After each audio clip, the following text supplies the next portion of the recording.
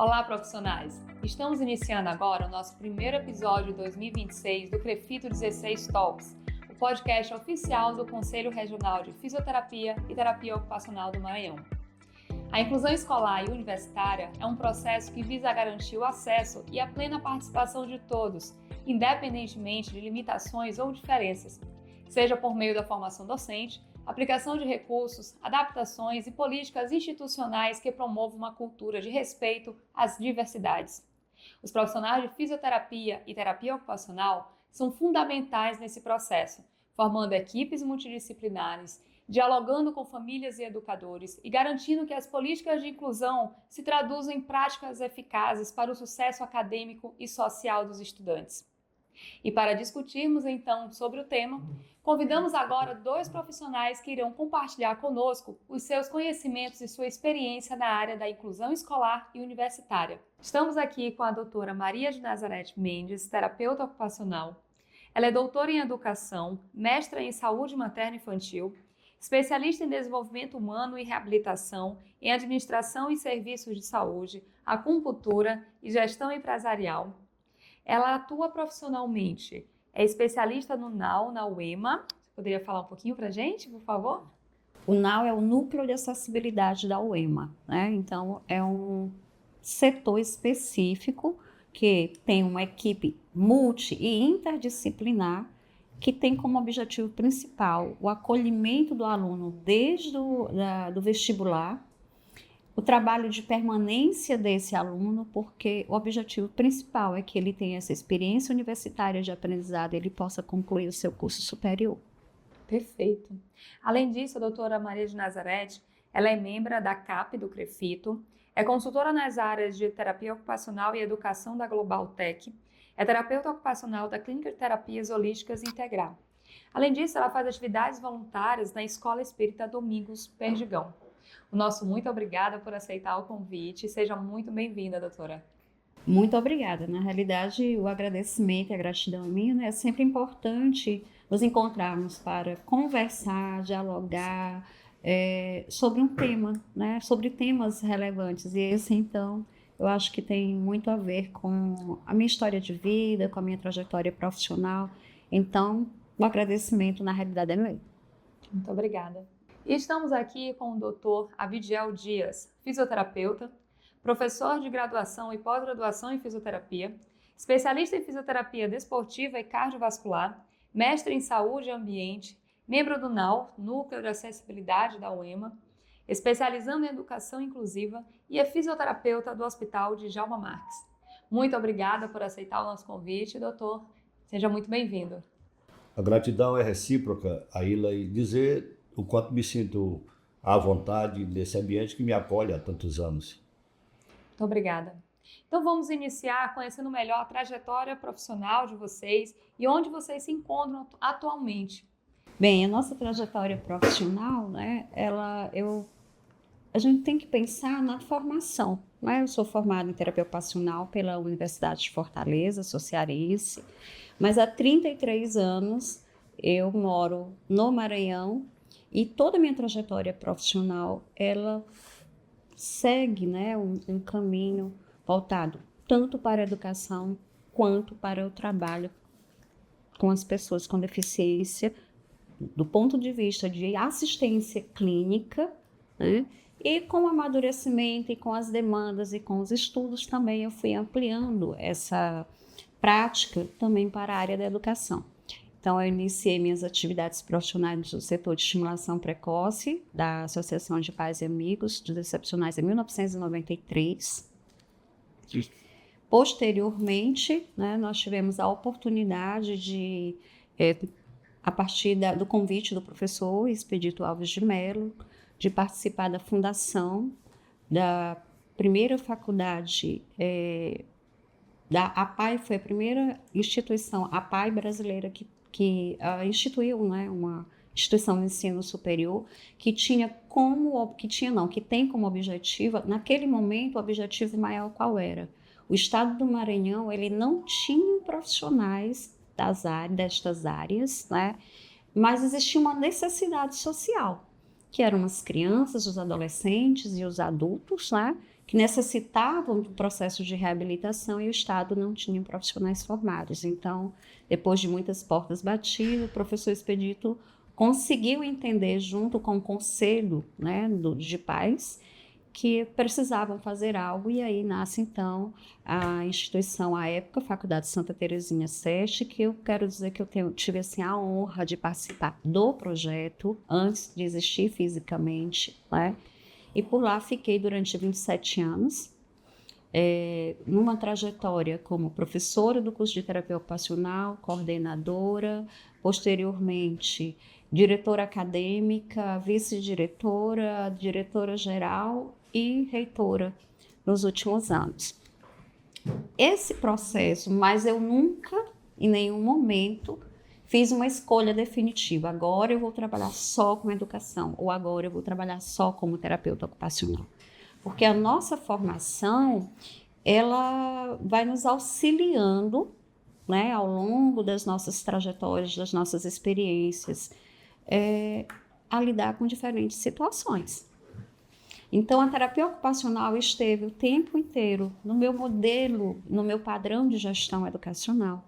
Então, os conhecimentos adquiridos na minha formação, eles foram acrescentados. Outros conhecimentos para dar conta do processo de gestão, que é o que acontece, né, com todos os profissionais.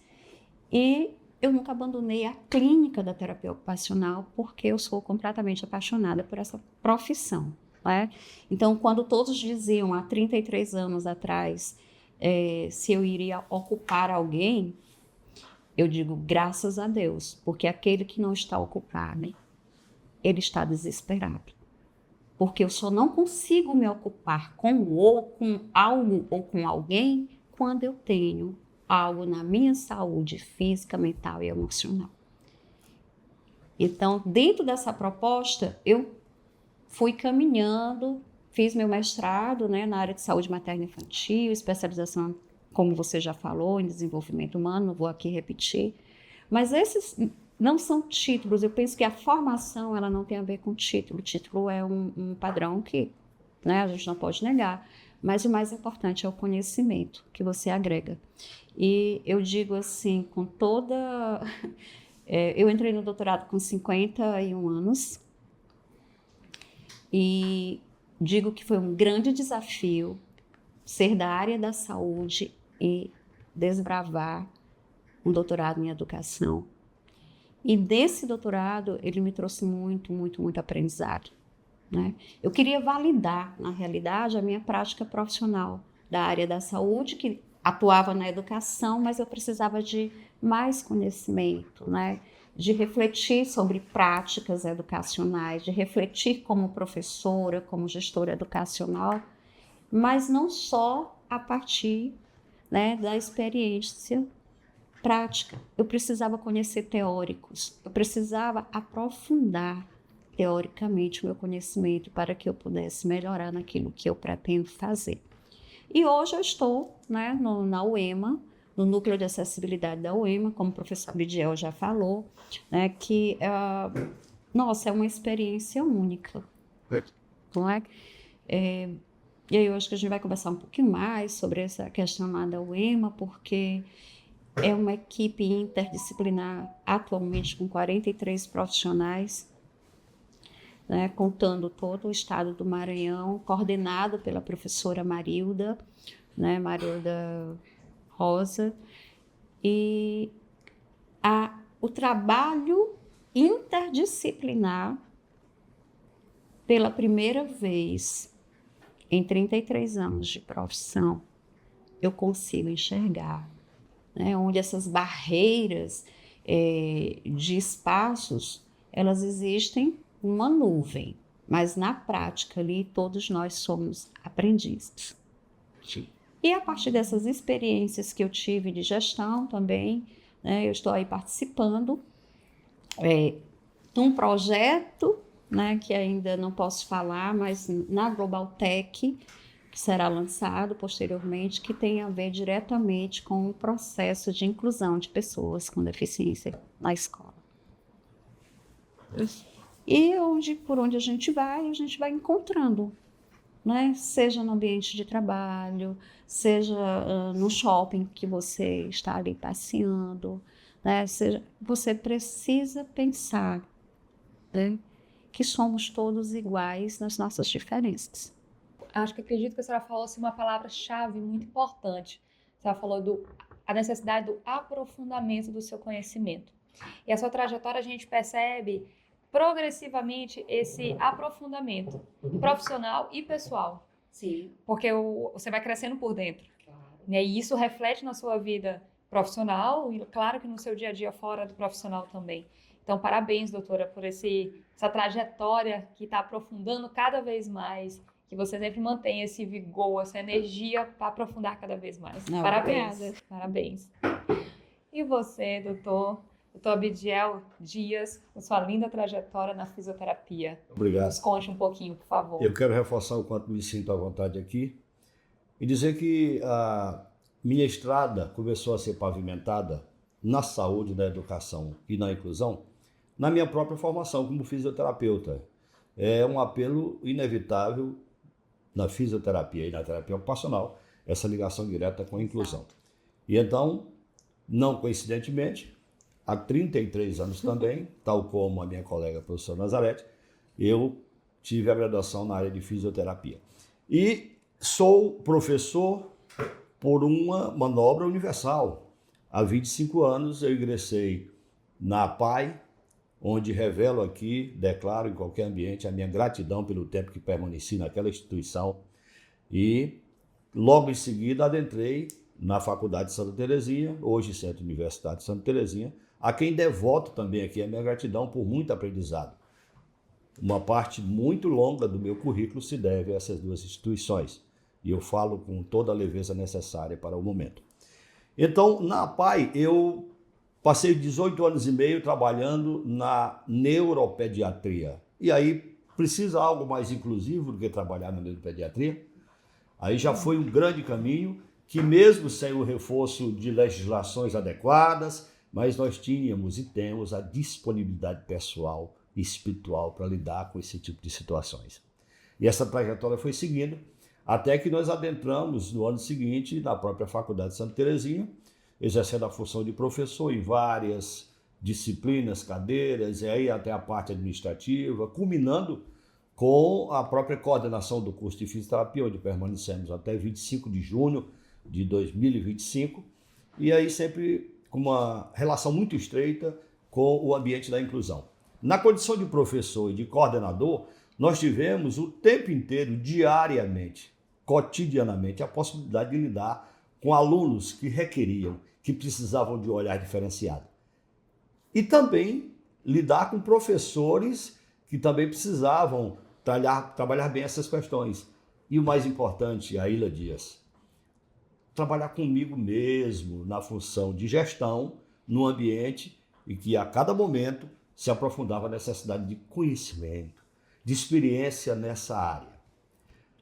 Trabalho também no Hospital Municipal de Djalma Marques, que não se pode negar, é um ambiente altamente inclusivo o tempo inteiro. Ali se promove dignidade e cidadania o tempo inteiro. Então, eu estou naquela instituição há 15 anos, em vários setores, sendo 12 deles também na pediatria. De modo que, atualmente, da mesma forma que a minha colega professora Nazarete, eu me encontro atuando no NAU, uma grata experiência que a vida me colocou há bem pouco tempo, mas que já traz assim uma gratificação muito grande. Imaginem vocês o que é o cidadão, o sujeito se encontrar num ambiente em que ele diz, meu Deus, aqui eu posso ser útil muito mais do que já foi até agora, em determinado segmento. E se o nosso tema hoje é inclusão educacional, nós estamos no lugar certo. Nunca é demais reforçar, professor Nazarete, o quanto o núcleo de acessibilidade da UEMA tem sido importante na nossa vida, na vida dos alunos da Universidade Estadual do Maranhão, e destaco aqui a coordenação aguerrida de uma professora que não cansa de lutar pela causa da deficiência, da inclusão, professora Marilda Rosa.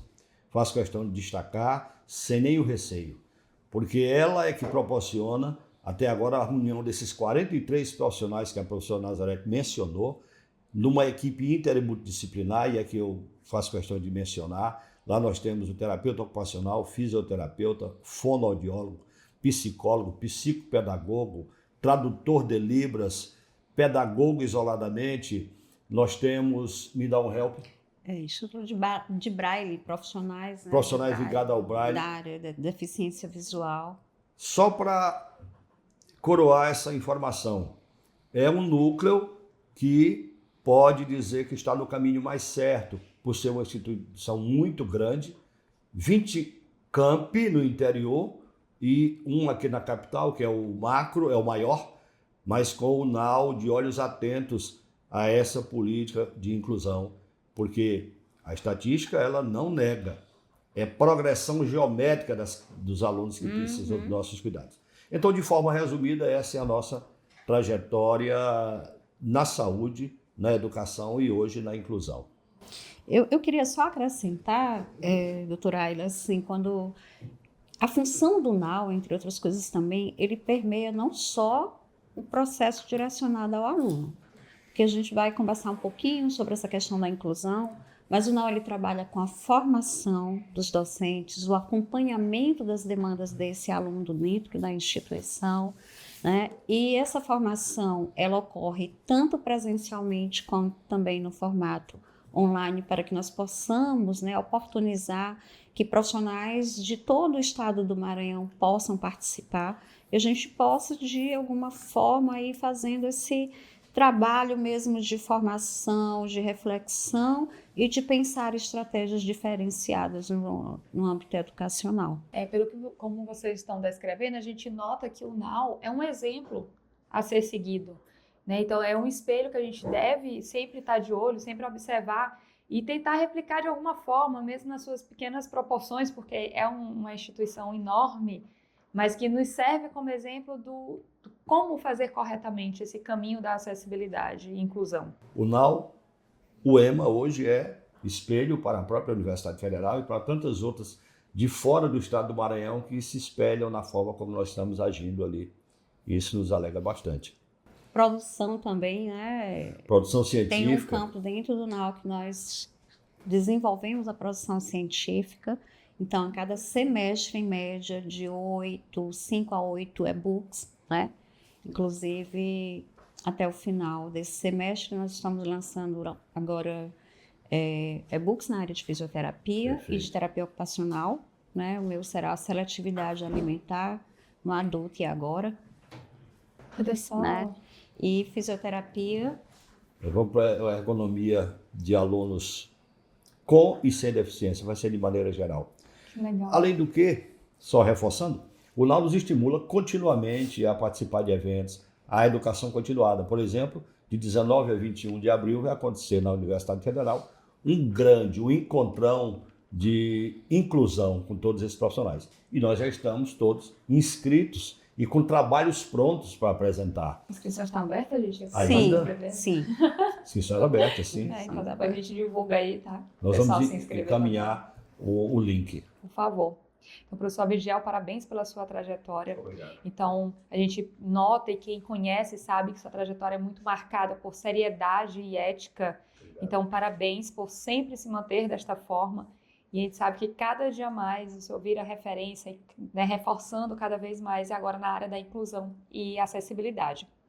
Então, uma pergunta para vocês que não é tão fácil como parece, né, mas então, o que é propriamente a educação inclusiva no ambiente escolar e universitário? Parece uma pergunta simples de 2 linhas, mas não é.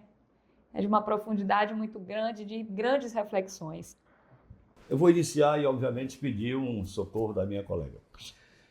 Propriamente, inclusão, numa definição bem simples, significa quebra de paradigmas, sob todos os aspectos. E o maior obstáculo, a gente pode confirmar isso cotidianamente, o núcleo da educação continuada, da deficiência física, da auditiva, da sensorial. A maior barreira chama-se a barreira atitudinal. Nós conseguimos enfrentar inadequações de mobília, de postura, de sensoriais e tantas outras, mas nós enfrentamos dentro da própria equipe, é natural. no corpo docente é mais natural ainda, nas famílias, na família acadêmica como um todo, as atitudes que não condizem com quem precisa trilhar nesse caminho. Então, inclusão é quebra de paradigmas, ruptura com posturas inadequadas que se estendem ao longo de toda uma formação como gente, como pessoa. Para a gente agora é relativamente fácil conversar sobre isso, né, doutor Nazaré? Porque nós estamos completamente inseridos e pela nossa própria trajetória nós estamos inseridos há 33 anos. E olhe lá, se a gente der um passo maior do componente da espiritualidade, nós somos há muito mais anos incluídos nesse processo, que não cabe aqui. Daria outro podcast. Com certeza. Daria outro podcast. Mas o fato é que inclusão é algo inevitável, irreversível e que cresce em progressão geométrica.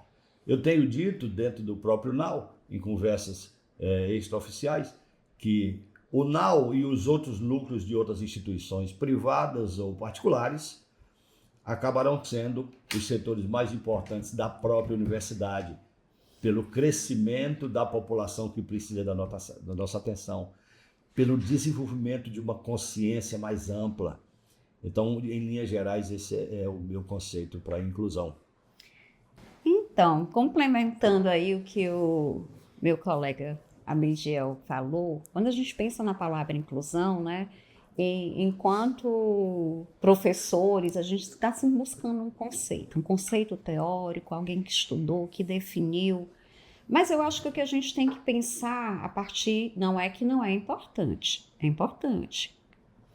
A gente até vai relembrar que, inclusive, quando a gente fala de inclusão e de educação, já existiram tantas terminologias e elas também vão evoluindo, né? A partir da evolução do conhecimento da ciência.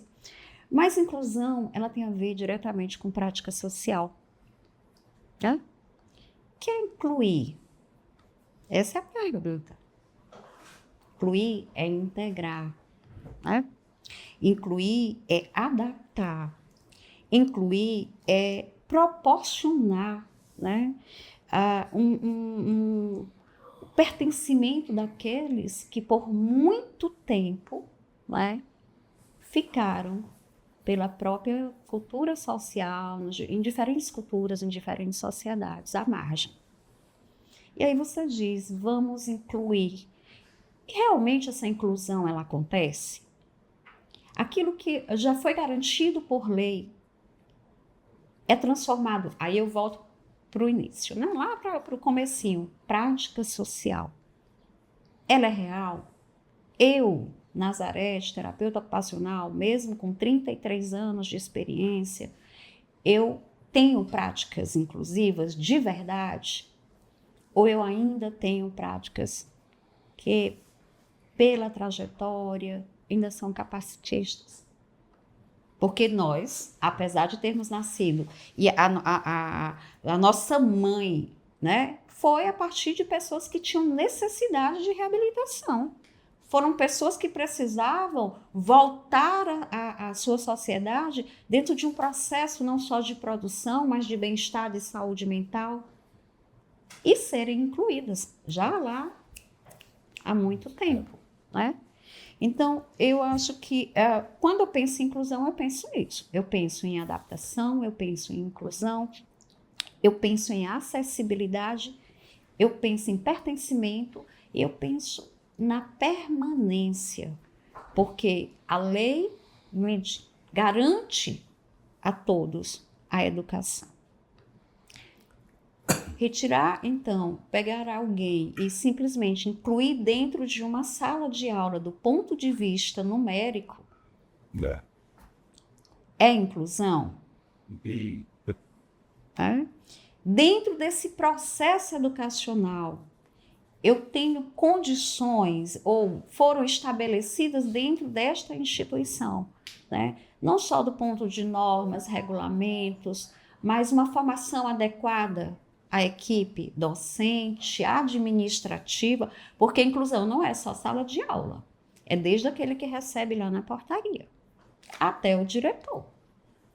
Eu tenho que pensar, quando eu penso em inclusão, na minha visão seria isso. Agora, se isso acontece, esse professor, ele tem, esse administrativo tem, os alunos que não têm uma deficiência, né, vamos dizer assim, que tenha sido diagnosticado, porque nós também lidamos com alunos que têm algumas dificuldades, mas que eles não têm nenhum diagnóstico, mas eles apresentam dificuldade de aprendizagem no processo escolar, né? Então, eu vejo isso, né, que a questão da inclusão, ela traz uma série de outros conceitos que, para mim, todos esses conceitos juntos, né, ali somados, eles vão realmente atingir esse papel. E quando você fala de tudo isso, nos leva a várias reflexões bem complexas, e uma delas é, quando você fala desse aluno em sala de aula, ele em sala de aula, e ainda nem é o produto final da história, porque ainda tem muita coisa a destrinchar ali dentro daquela sala de aula, mas até ele chegar nessa sala de aula, a gente pensa nas barreiras, e são muitas. Nós temos barreiras geográficas. Como é que ele fez para pegar o ônibus na parada de ônibus que não tem nenhuma rampa sequer para ele conseguir passar com cadeira de rodas? Como é que ele fez para chegar naquele local? Barreiras geográficas, barreiras principalmente atitudinais e comportamentais, porque elas são invisíveis. A barreira de uma rampa, a barreira de uma escada, a gente está vendo. A gente pode brigar pela lei e tal. E aquelas invisíveis? Preconceito é invisível. É invisível.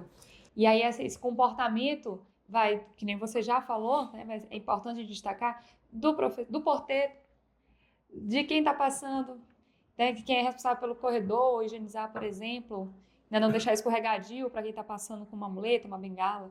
O professor, o colega de trabalho que exclui ele na hora de fazer trabalho em grupo.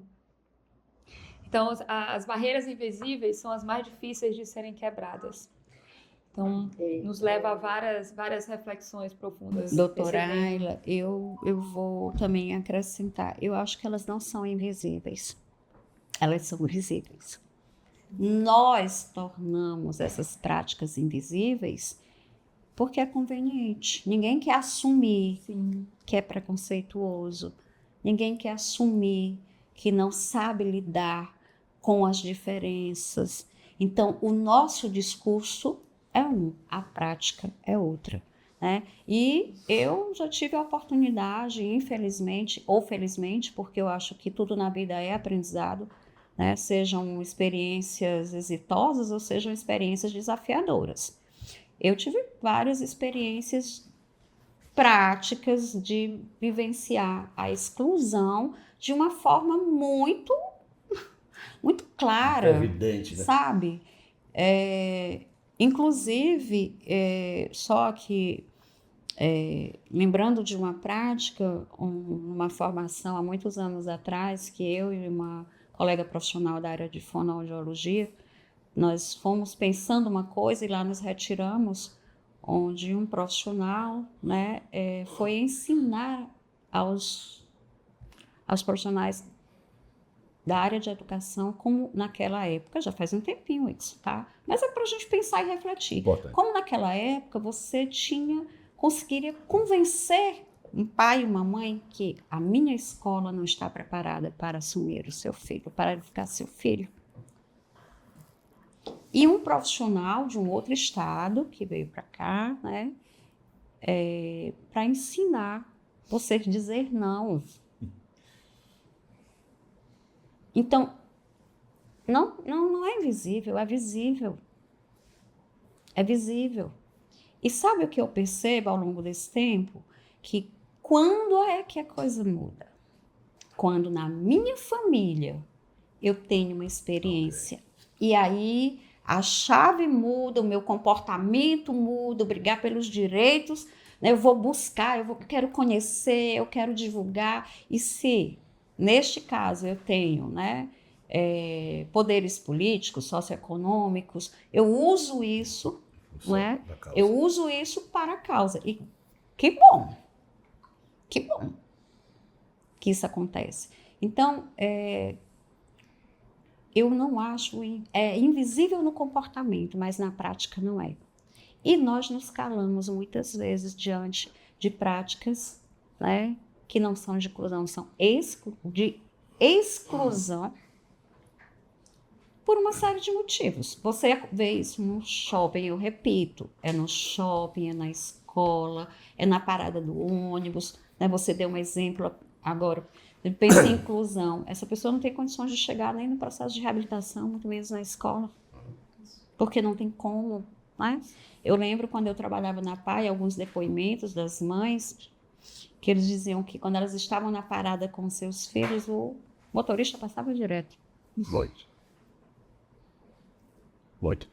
Eu quero reforçar, quando a doutora Aila se refere ao comportamental como invisível, é quando ela compara rapidamente os aspectos físicos do dia a dia, a própria rampa, o mobiliário inadequado, a bagagem inadequada. Mas, sem dúvida, o seu ponto de vista é bastante clareador com as exemplificações.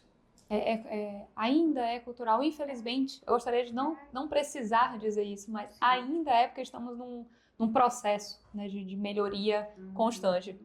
Então, dando continuidade, a gente vê que o relatório dá um sesgo, né, para o século XXI. Ele fala dos 4 pilares de sustentação para a educação inclusiva. Vocês poderiam falar um pouquinho, por favor, sobre como funcionam esses 4 pilares, por favor? Com certeza. Veja bem, me parece interessante a gente, quando fala em pilares e Unesco, que é uma agência especializada da ONU para a Educação e Ciência, a gente mencionar que esse capítulo da inclusão, ele é sustentado por normas, por legislações que, em que pese não sejam todos colocados em prática, mas a gente precisa mencionar. Inclusive, evoluiu, né? É um grande desafio para as pessoas que estão incluídas nesse processo aprenderem a, se não amar, mas pelo menos ter alguma familiaridade com as normas. E aí a gente fala nessa resolução, né, desses pilares que a Unesco editou. Na verdade, completamos 30 anos dessa edição, minha gente. Foi em 96, um relatório da Unesco propôs 4 pilares que, no meu entendimento, perpassam a educação inclusiva. Vale para toda a vida e para todas as pessoas. Vamos a eles. Aprender a conhecer, aprender a fazer, aprender a conviver e aprender a ser. Eu vou dissertar um pouco sobre 2 deles e deixar para a colega, não é, complementar, obviamente. Aprender a conhecer. O estímulo ao conhecimento inicial das pessoas, independentes de deficiência. Estímulo ao contato inicial, abertura de portas para o contato com as coisas que o mundo apresenta, e aí do ponto de vista escolar, universitário, trabalhista, de lazer, social, afetivo. É uma abertura de portas. Quando a Unesco publicou isso, ela olhou de maneira geral, apesar de ter direcionado o documento para a educação inclusiva. O passo seguinte é aprender a fazer. Como é que a gente pode caracterizar isso? A pessoa, e aqui no nosso caso o aluno, disponibilizando para ele os recursos, a equipe disponibiliza, a pedagogia e os seus congêneres e aliados disponibiliza os recursos, e aí este aluno, diante das possibilidades que a equipe vai proporcionar, botar em prática aquele aprendizado inicial. Isso assim é de forma tão abrangente, doutora Aila, que cabe exemplos demais. A lida com a prática de cada um. Por exemplo, no nosso ambiente universitário, nós lidamos ali com mais de 30 cursos com o NAU, incluindo 19 campi no interior, fazendo a correção, e 1 na capital. Então, os fazeres são muito diversos, mas a possibilidade que se dá para o aluno de ter os instrumentos de trabalho com o apoio da acessibilidade vão proporcionar com que ele comece a fazer diferente. Bem aqui vem o princípio da equidade, tão equivocado, entendido pela sociedade. A sociedade pensa, entende, percebe que o princípio da equidade é dar a todos os mesmos recursos. Há um grande equívoco nisso e nós não vamos perder a oportunidade de clarear agora. Equidade é dar a cada um os recursos que lhe proporcionem gerar a sua cidadania e autonomia. O princípio básico jurídico, e nós temos advogados que vão nos assistir, da equidade é equânime, é igualdade. No conceito de inclusão é diferenciado, para evitar o pecado do capacitismo, tão frequente. Um dos maiores, capacitismo, etarismo. Então, no nosso entendimento, o aprender a conhecer e aprender a fazer abre caminho para as duas outras propriedades que a professora Nazarete vai discorrer. São complementares, inclusive, não é, professor Bidiel? Aprender a conviver. E a gente já vem falando, né, desde o início aqui da nossa conversa, que aprender a conviver em diferentes espaços. E esse aluno que hoje chega numa escola, ou chega numa universidade, ou num curso técnico, no processo de aprendizado, regular ou não, mas o que vai estar ali mediando esse processo é a capacidade nossa, né, de conviver com a diferença, né, com a diversidade. Esse princípio, né, esse pilar, ele é considerado pela Unesco como um dos pilares centrais, né? Eu preciso conhecer, eu preciso praticar, mas tudo isso permeia dentro de uma realidade social. Então, eu preciso aprender a conviver, né? A conviver para que eu possa trabalhar, né? Com o pluralismo, com a diversidade. Eu tenho que pensar em resoluções pacíficas para conflitos, de ser um agente transformador independente da formação que eu tenha, de ser um ser humano com responsabilidade social. E aí eu não falo de nenhuma formação específica, né, mas da formação do ser humano. Então, como eu posso mediar diferentes conflitos, como eu posso auxiliar, como eu posso ter empatia, né? O que seria empatia? Eu me colocar no lugar do outro, mas não só isso, como eu posso auxiliar para que mudanças possam ocorrer dentro de um processo, né, que nós já vemos conversando aqui dessa questão da inclusão, que ela é complexa, para combater a discriminação, né? Essa é uma das visões, né, desse pilar. O outro, aprender a ser. Eu lembro muito de uma frase, né, que eu gosto. Eu acho que uma coisa vamos deixar de aprender a ter para aprender a ser. O ter advém de questões materiais, do meu esforço, do meu trabalho, daquilo que mas eu posso até ter muitas coisas, mas eu preciso trabalhar o meu ser, evoluir de uma forma humanista, né?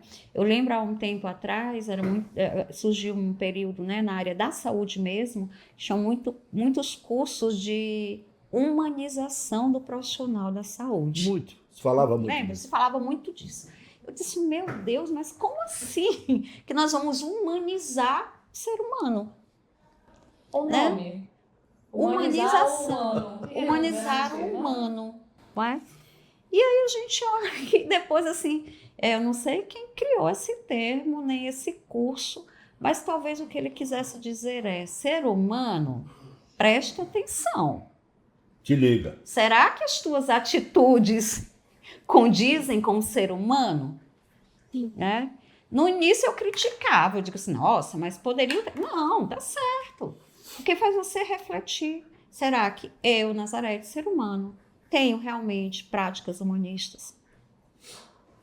Ou a minha preocupação em ter mais e mais e mais me torna uma máquina dentro de um padrão capitalista, onde eu esqueço de amadurecer emocionalmente, espiritualmente, porque hoje o conceito de saúde ele mudou, né? Então, outras questões hoje comprovadamente já fazem parte desse ser saudável, né? Então, aprender a ser, né? Como é que a gente aprende a ser? Desde a barriga da nossa mãe, será que a gente aprende a ser? Eu não estou dando respostas não, viu? Eu estou só provocando, né? Então, a gente aprende a ser Depois a gente nasce, aí você é inserido numa família que tem uma história, que tem um contexto.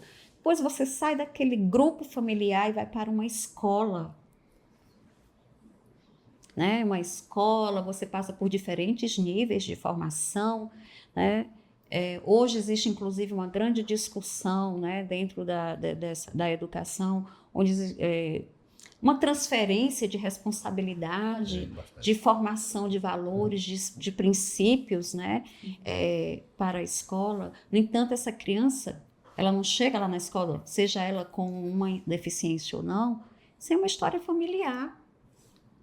Ninguém foge. Né? Então, esse processo de aprender a ser, eu não tenho, né, condições de delimitar quando começa e se termina. Né? Eu acredito que não, essa é a minha crença. Eu acredito que não.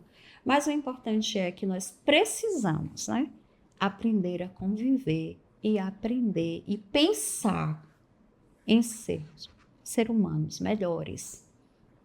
Porque isso nos auxilia, nós vamos ali criando algo do individual para o coletivo, que é uma outra dificuldade que nós temos, né? O individualismo é muito forte. Então, assim, a gente trabalhar com a coletividade, com a força da coletividade, você alcança patamares maiores. Não que o individual não seja, é importante, porque alguém tem que começar, alguém tem que provocar. Mas que essas práticas, né, que já foi falada pelo professor Abdiel, o fazer, o conhecer, elas precisam ser disseminadas, né, para a gente poder alcançar aquela pessoa que hoje, agora, nesse momento, enquanto nós estamos aqui nesse podcast maravilhoso, está necessitando de inclusão, não é em outro país, nem em outro estado. É aqui, bem perto bem de nós. próximo. Do nosso lado. Isso mesmo. E a gente falando de coletividade, se a gente pudesse assim, dividir, né, dentro das nossas profissões, só para a gente, didaticamente, só para a gente trazer um raciocínio, a gente pensando na fisioterapia e, né, na coletividade da terapia ocupacional, a gente queria saber de que maneira cada uma dessas profissões elas estão inseridas nesse contexto de inclusão. A gente falou muito amplamente, né? Mas assim, no nosso núcleozinho, fisioterapia e terapia ocupacional, qual o papel de cada uma delas? Eu entendo que, posso até falar pelas duas, pela similaridade, pela essência. Na própria formação nossa, nós já temos a missão de inclusão, independente de estarmos atrelados a instituições ou não. Esse é meu entendimento inicial.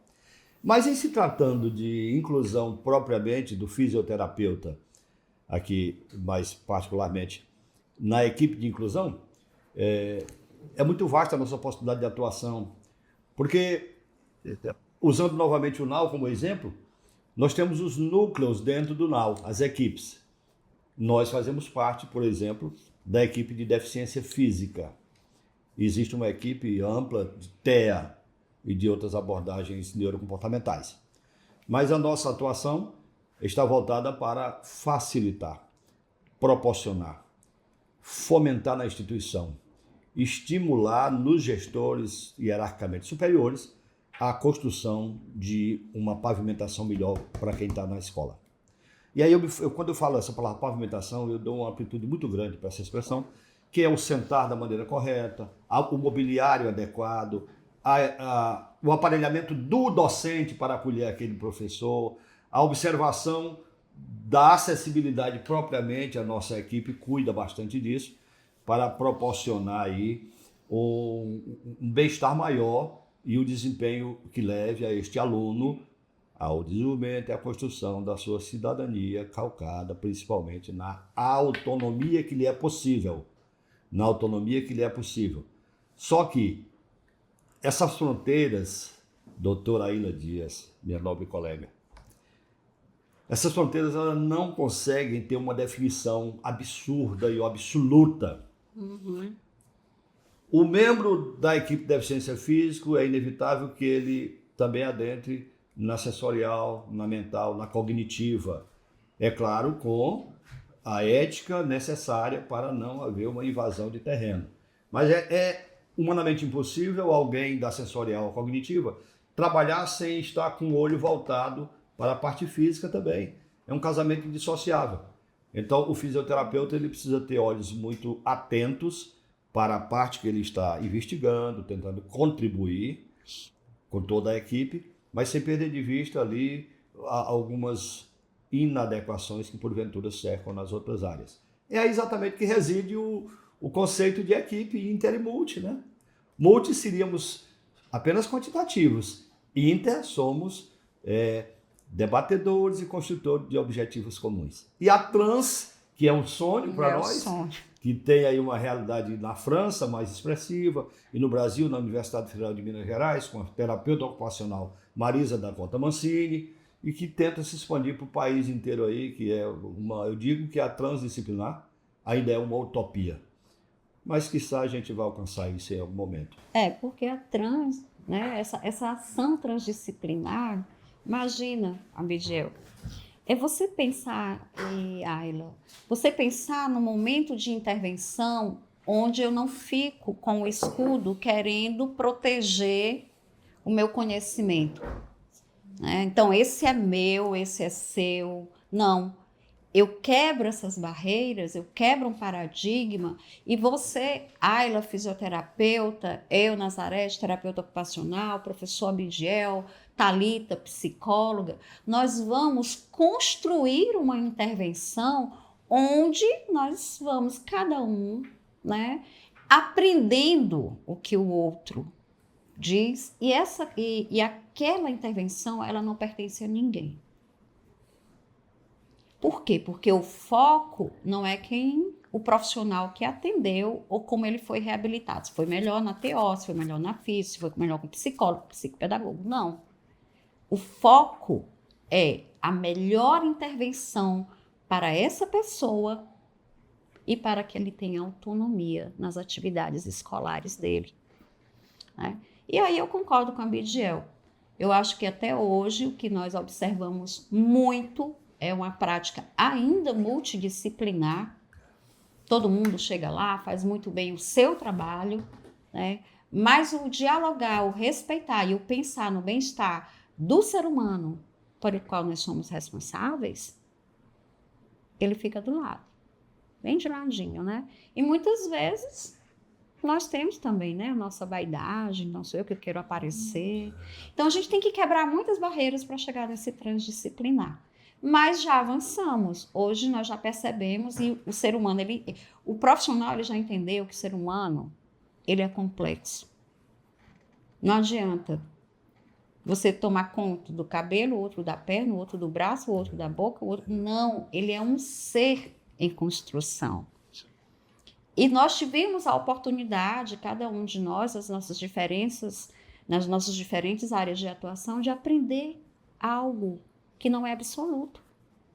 Mas quando eu entendo que esse algo que eu aprendi, somado com o conhecimento do outro, traz benefícios para o outro, para a comunidade, a gente começa a pensar melhor e o resultado é muito melhor.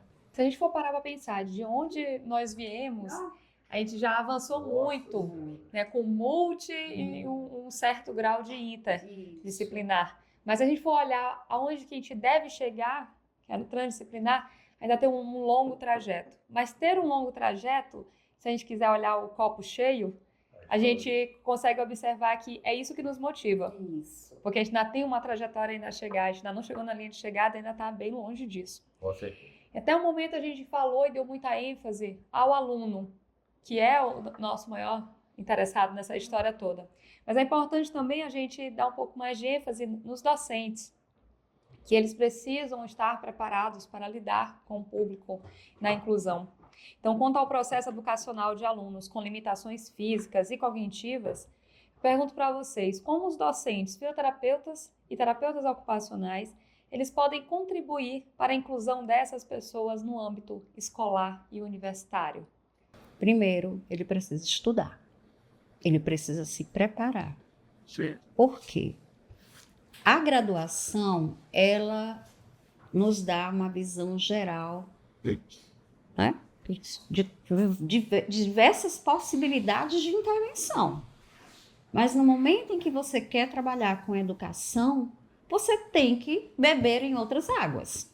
Você tem que fazer novos caminhos, estimular nossos neurônios de outras formas para nos incluirmos dentro desse processo, né? Aí volta a história da inclusão. Não tem outro caminho, né?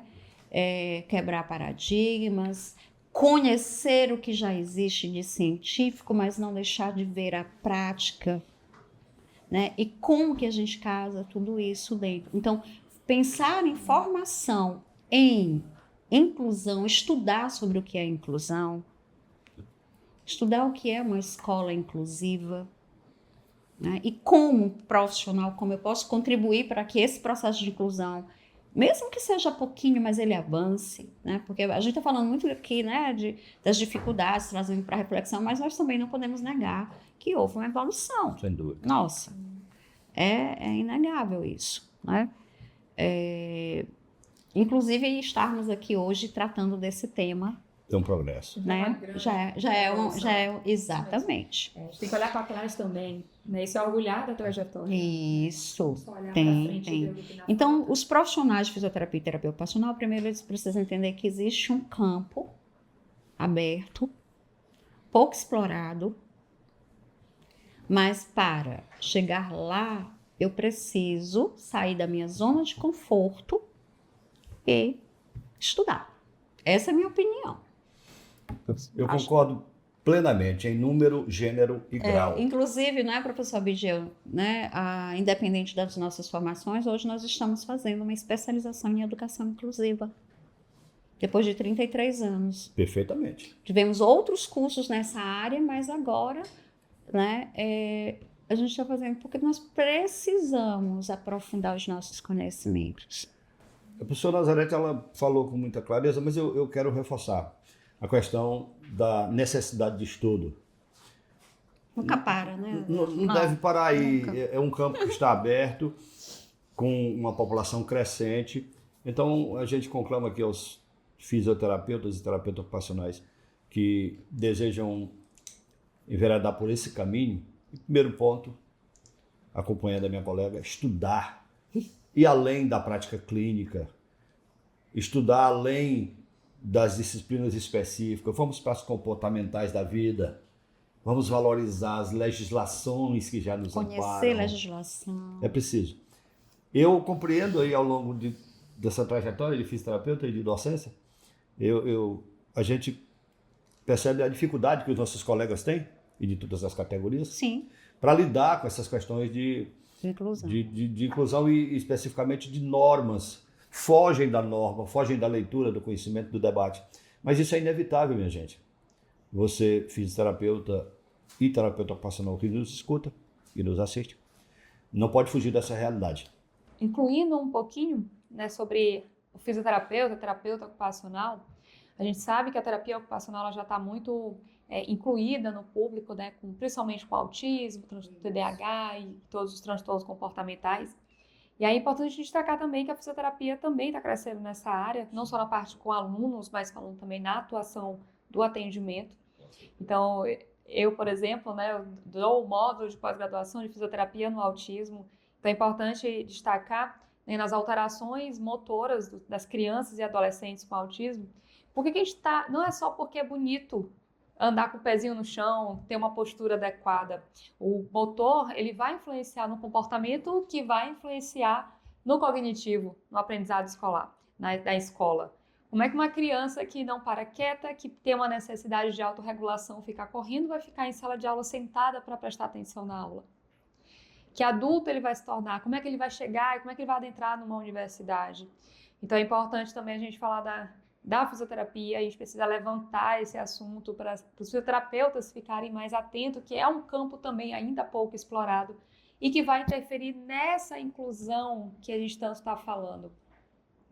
Tá? Então é importante isso. Então, eu dando um exemplo da minha vida prática profissional, eu peço para vocês, por favor, compartilharem com a gente um pouquinho da experiência de vocês profissional, se vocês puderem dar um exemplo de inclusão escolar ou universitária que tenha sido marcante na trajetória de vocês. vocês podem imaginar a quantidade de exemplos emblemáticos que nós temos ao longo da trajetória. Não são poucos. Mas eu trago um muito recente, já da era Now. As demandas acontecem por parte dos alunos, desde o vestibular e durante o curso. E há aproximadamente um mês e meio, a nossa equipe recebeu uma demanda de uma aluna atual no 9º período do curso de Direito, que ela tem, não é, o diagnóstico clínico médico de hidrocefalia casada com mielomeningocele e vice-versa. Primeiro a mielo, depois gerou a hidrocefalia. E aí eu fui indicado, digamos assim, para fazer uma avaliação atendendo ao chamamento dessa aluna. Chamamento formal por e-mail. E ao me dirigir ao prédio onde a aluna cursa o direito, eu me encontro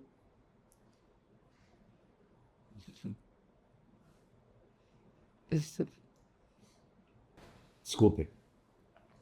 Eu encontro uma aluna hoje com 19 anos que foi minha paciente aos 6, 7 meses, 8, 9, 1 ano, 2, até em torno de 9, 10 anos de idade, com as sequelas de hidrocefalia e mielomeningocele.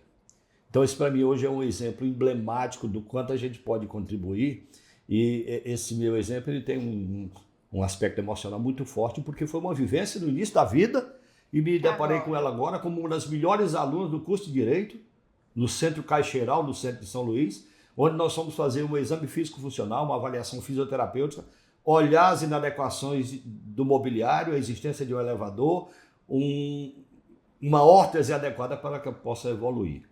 Então a alegria foi recíproca e eu trago esse como um exemplo emblemático da nossa atuação nessa fase de inclusão e conseguimos sim contribuir para que ela tivesse agora um desempenho melhor. A alegria foi também compartilhada com a própria família, que lembrava da nossa atuação lá. Então, nada acontece por acaso, tudo está desenhado e a gente apenas vai cumprir o nosso papel.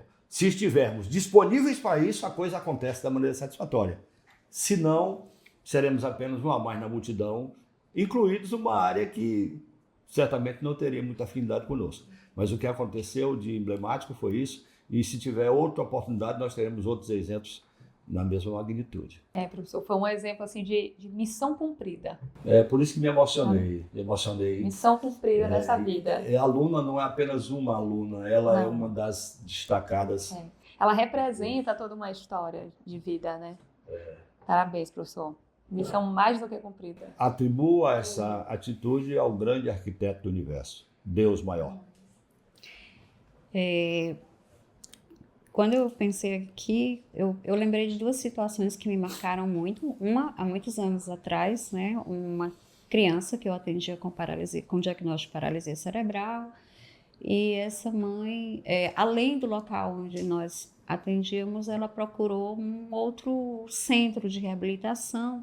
E lembro muito que ela chegou no horário quase do meio-dia, aos prantos, né, de choro, dizendo: olha, eu não sei mais o que fazer porque eu procurei esse centro e ele me recomendou não trazer mais para a reabilitação porque o quadro dele é tão grave que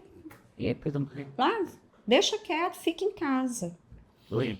E eu tô aqui, eu queria que a senhora me desse uma orientação, porque ela foi com muita expectativa e a resposta foi essa. E a resposta que eu dei para ela foi: nós não temos garantia. A única garantia que nós temos para dar é que nós vamos estimular. Agora eu digo, apesar das dificuldades graves, motora que ele tem cognição suficiente para buscar junto com os profissionais as alternativas.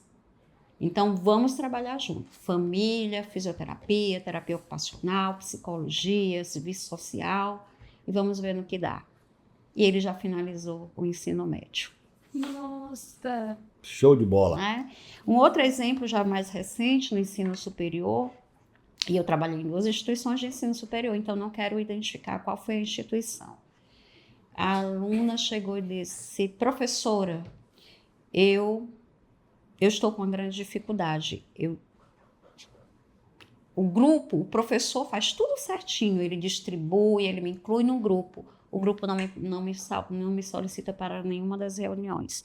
Me encaminha o meu conteúdo, eu preparo o conteúdo, encaminho, mas na hora da apresentação eles mudam o meu conteúdo. E aí eu fico sem condições de apresentar. E eu disse, qual é o seu objetivo hoje aqui comigo? Eu quero aprender a fazer slides. Aí eu fiquei, certo. E qual é o seu objetivo com fazer os slides? Professora, eu agora vou preparar os meus slides, vou encaminhar o conteúdo para eles, mas se eu perceber que eles colocaram outro conteúdo, eu pego meu pendrive e dou a minha participação. E aí a gente fez uma construção e depois ela retornou. E hoje essa aluna, né, além de estar bem melhor, né, nas suas apresentações, ela já grava vídeo. Olha aí. Que avanço. Então, assim, a gente aprende todo dia, sabe? Não é, Abigail? A gente, assim, eu digo que a gente mais aprende do que ensina, aprende né? demais, gente. Quando você está aberto a isso, você aprende. Porque, às vezes, aquele aluno, indiferente das áreas de atuação, dos níveis de educação, não sou eu que tenho que dizer para ele o que ele tem que fazer. É ele que tem que me dizer qual é o caminho que ele quer trilhar. E eu sou o quê? Mediadora. Nós somos o quê? Mediadores, facilitadores. E então essas duas experiências, tiveram outras, né? Como a Abigail diz, mas seria um podcast só de experiência. Mas não é o caso. Mas foram duas experiências que nós... estamos. Foram duas experiências que me marcaram muito, porque é isso. De um lado... os profissionais ainda muito precisando amadurecer do ponto de vista desse processo de inclusão, do outro, mesmo incluindo dentro da sala de aula, seja em diferentes níveis de educação, você vai encontrar a barreira dos alunos. Então, outro trabalho que o NAU faz hoje dentro da UEMA, só resgatando aqui, nós fazemos um trabalho em sala de aula desde os primeiros períodos, estamos iniciando, né, essa etapa aí, para trabalhar os alunos. Não é só o professor, não é só o administrativo. Tem que estar todo mundo alinhado. Não é? Posso complementar? Pode. Me empolguei. Empolgou? Imagine o que é o NAU marcando presença na sala de matemática, do curso de matemática e de física, apresentando o tema deficiência física para a área exata. Foi de um brilho incrível. E nós tivemos os dois a possibilidade de falarmos sobre deficiência no dia 3 de dezembro, Dia Internacional da Deficiência, no curso de Geografia. E isso causou uma comoção, um debate muito intenso, com a participação, inclusive, do coordenador do curso. Então isso faz o olho brilhar realmente. Com certeza. E aí, vamos nos encaminhando para a última pergunta. Infelizmente, porque eu gostaria de passar o dia inteiro aqui conversando com vocês e aprendendo com vocês. Mas como é necessário, então eu queria perguntar para vocês como que os gestores e demais líderes de equipe, seja no ensino público ou privado, eles podem capacitar e preparar melhor os seus profissionais para contribuírem junto ao campo da educação inclusiva. Eles têm que proporcionar. Aí a gente volta para a história do estudar. Formação. Eles têm que proporcionar, eles têm que estimular, né?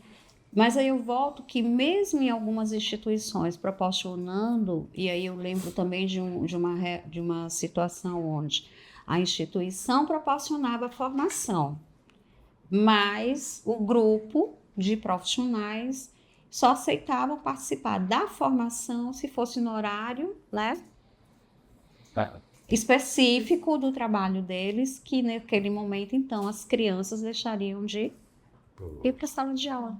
Então, vejam as barreiras. Mesmo às vezes você tendo um gestor sensível, comprometido, querendo que aquela escola se torne inclusiva, né? Às vezes eu tenho uma barreira atitudinal.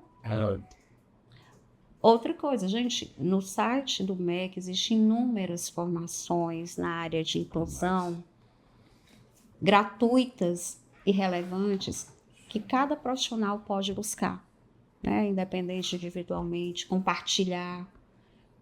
Então, eu vejo que a formação, né, e, além disso, a sensibilização dentro dessas instituições, os gestores eles têm que estar aptos. Agora, o gestor ele também tem que ter esse olhar de conclusão. Perfeito. Uma frase que não é nova e nem é minha, mas eu valorizo muito, é que o líder educa pelo exemplo. Então, essa fala é para gestores, que já fomos, e professores e líderes envolvidos na educação, pública ou privada, infantil até o superior. Se disponibilizem, além da oferta de curso e proporcionar, abram a mente, o coração, se permitam navegar nesse universo da inclusão, porque ela não pode ser apenas uma unidade a mais no currículo, não pode. E se for, é a disciplina mais diferenciada que vai existir no curso, em todos os cursos, porque é inevitável a gente navegar nesse caminho aí da inclusão. Então, líderes, ofereçam, ofertem, proporcionem, mas também se desarmem de todo e qualquer tipo de preconceito. Permitam com que aquela matéria que está sendo estudada, aquele assunto, ele consiga ser absorvido integralmente por Não você. veja isso como um custo, né? Perfeito. Um custo a mais. Um dispêndio, um esforço a mais. E eu creio, eu sou muito otimista a ponto de acreditar que a gente vai alcançar níveis muito bons. Nós conhecemos muitos professores que não conseguem navegar nisso aí. Até em outra instituição onde trabalhamos, que a gente, na condição de liderança, precisava chamar todo mundo e encontrava resistências. Então, vamos educar pelo exemplo que ele arrasta. Abidiel, e lembrar também que a UEMA esse ano lançou o primeiro curso de graduação em educação inclusiva em Maranhão. Nossa, perfeito. Então não é mais só, não que seja Especialização, pouco, né? Especialização, Não, tem é uma graduação, a primeira formação graduação maior. em educação Portas inclusiva. abertas para o universo. Né? Isso. Maravilha. Doutora Nazarete, você gostaria de deixar uma mensagem final para os nossos profissionais fisioterapeutas, terapeutas ocupacionais que desejam atuar na educação inclusiva? Eu acordei hoje com uma frase, né, que eu fui buscar quem era o autor da frase, porque essa frase foi falada, né, eu ouvi do professor Expedito Alves de Mello, e é uma frase que me acompanha. O saber fazer, o saber se aprende no fazer. Ou seja, vamos trabalhar a nossa prática, vamos trabalhar, né, vamos acertar, vamos errar, mas vamos ter vontade de fazer a diferença na vida das pessoas. E como profissionais de terapia ocupacional, de fisioterapia, que nasce dentro já desse processo de inclusão desde a origem, não tem saída. O caminho é esse, né? Então, nós vamos aprender cientificamente, mas nós vamos pegar todo esse conhecimento e vamos refazer caminhos dentro da nossa prática para que possamos ser melhores profissionais. Perfeito. Pensei. Eu tenho uma fala de Michel Foucault, que já conheci essa fala agora no pós-Now ou na era Now, preparando uma palestra para os colegas de Now sobre as leis. Aí Michel Foucault disse, se não ipsiliter, mas no mesmo sentido, precisamos buscar as queixas dessa dor onde ela afeta mais. O que isso quer dizer? Ouve o teu assistido, ouve o teu aluno, dá a devida atenção a ele. Não tem um contato a passant, deixa ele liberar a alma para que você possa ser contaminado por essa. Conclamar todos os fisioterapeutas e terapeutas ocupacionais que lidam ou que vão lidar com essa situação inevitavelmente, que se preparem, se desarmem, lutem contra qualquer tipo de preconceito, pratiquem a empatia tão falada na sociedade, tão falada e tão pouco praticada, porque se assim agir, nós vamos ter muito como contribuir, enquanto fisioterapeutas e terapeutas ocupacionais, ou qualquer outra profissão que resolva trilhar por esse caminho. Nós aqui, e eu falo nós com muita segurança, porque conheço a minha colega de bancada, nós não somos progressistas no discurso e conservadores na prática, nós não somos. nós fazemos o que pregamos. E a condutora, a facilitadora do podcast conhece essa nossa história, né? É verdade. Conheço, faço e fiz parte. Doutores, doutora Nazarete, doutor Abidiel, muitíssimo obrigada por tanto conhecimento, por tanto entusiasmo com o tema, tanta força de vontade de estudar e passar adiante os seus conhecimentos. Muito obrigada. Mais uma vez, acho que nós agradecemos, Abidiel, essa oportunidade, viu? Encerramos aqui o nosso episódio do CREFITO 16 Talks, que abordou sobre a atuação dos profissionais na inclusão escolar e universitária. Aguardamos vocês na próxima edição do nosso podcast, onde abordaremos mais um tema relacionado ao exercício da fisioterapia e da terapia ocupacional. Caso queiram acompanhar outras dicas e conhecer melhor as atividades do nosso conselho, basta seguir o nosso Instagram, CREFITO16, ou acessar o nosso site, crefito16.gov.br. Muito obrigada pela audiência e até o próximo episódio. Tchau, tchau!